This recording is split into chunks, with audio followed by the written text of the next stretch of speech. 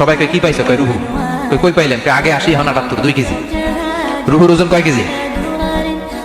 তো বিজ্ঞানীদের সিস্টেম হচ্ছে যে কোনো একটা বিষয়ের উপর গবেষণা চালালে তারা পূর্ণাঙ্গ ডিসিশনে পৌঁছতে পারে না। They couldn't jump to the final conclusion just on one module, based on one module they cannot do it. তাদের অনেকগুলো মডিউল আনতে হয়। তারা আবার নমুনা আনতে আরেকটা মুমূর্ষ রোগী, অক্সিজেন চেম্বার লাগানো, মাস্ক লাগানো, এটা খুলে ফেললে মরে যাবে। বুলেট প্রুফ করা গ্লাসের ভিতরে ঢুকিয়ে এটার ওজন মাপ, এটার ওজন 60 কেজি।